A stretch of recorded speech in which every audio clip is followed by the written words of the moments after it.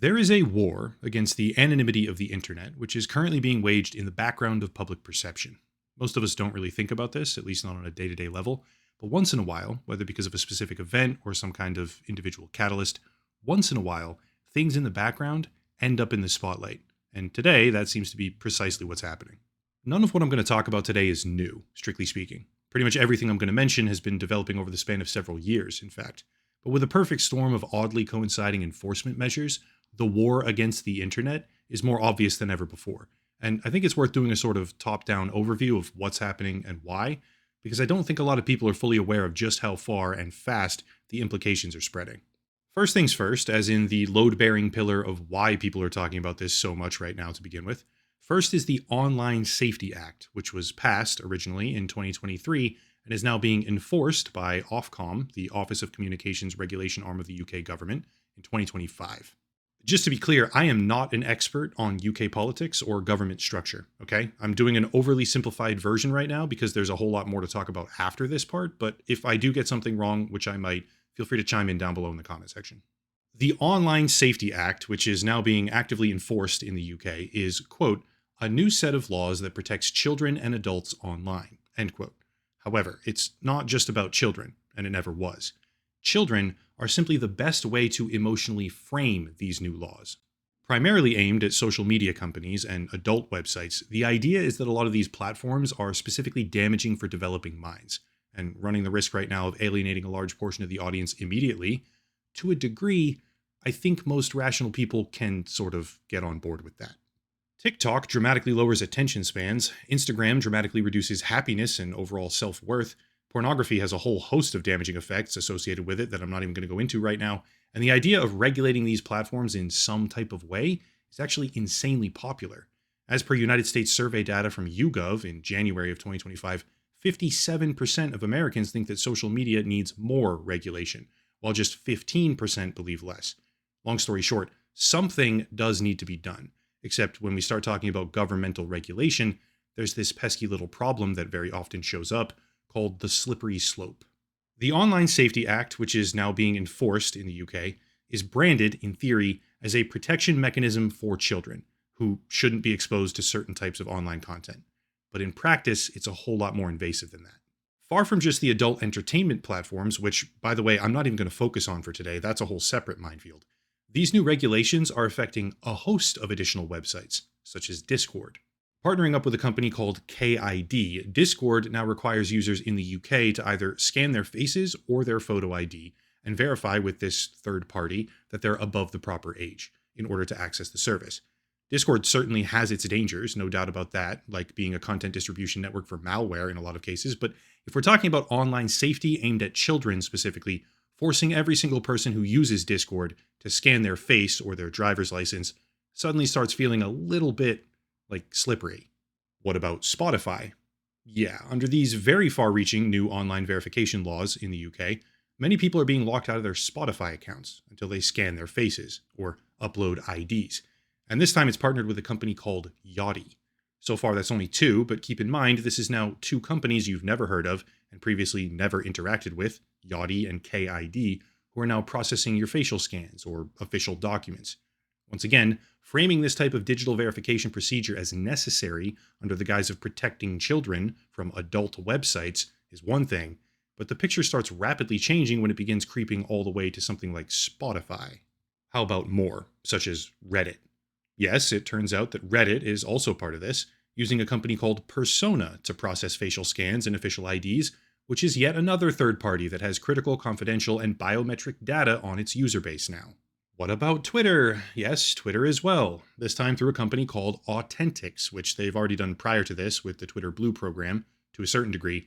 But what if I told you that Authentics, discovered in 2024, had a data breach that persisted for over a year, exposing license photos to the online world? I certainly have my gripes with Twitter. It's a monument of humanity's intellectual failure, to be honest. But previously, if you wanted to, the site could be browsed without giving your sensitive information over to a third party and facial scans to an insecure, unknown company. The framing was adult content websites, pornography. But the practice is everything from Discord to Spotify and all sorts of additional social platforms on top of that. Here's the thing though. While the UK is certainly catalyzing a broader discussion right now online, it's far from the only country doing it. Switching over to Australia, there's a law that's been in the works for years now, broken down across two separate parts, which is perhaps even more invasive. Part 1 is an amendment of the 2021 Online Safety Act, which implements various restrictions on social media, kind of similar when compared to the UK, this time aimed at users under 16 years old instead of 13. But Part 2, which would come into effect in December of 2025, aims to require that search engines verify age through facial scans or official documents before you can actually use them. Remember, most people are on board with the idea that social media needs to be somewhat regulated. The original framing of these laws, at least in the UK and the United States, though I haven't gotten to that part yet, the original framing centers on adult websites.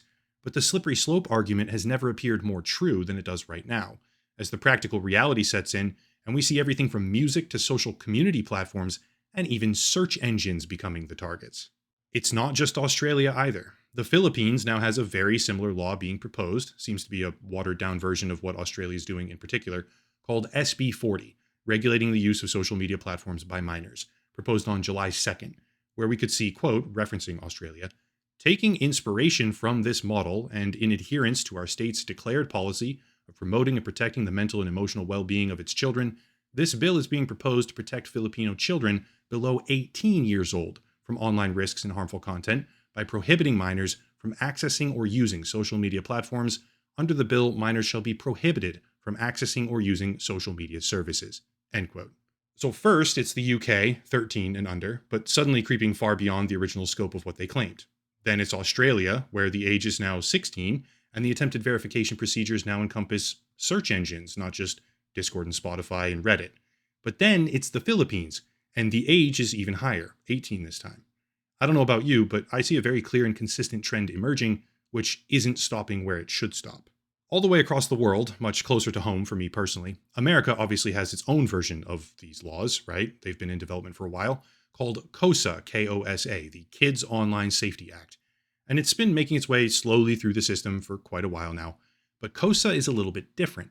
There's currently a misconception, though I don't blame anyone for having it, that the Kids Online Safety Act in America will require ID verification to browse websites, similar to the UK or Australia or whatever. But that doesn't actually seem to be the case.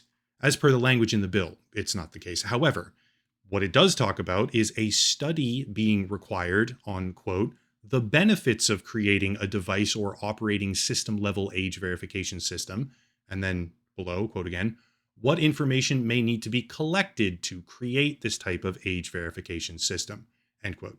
Which means, no, it's not in the bill right now, if you want to technically fact check that idea, but it's probably going to be a thing soon after, almost certainly.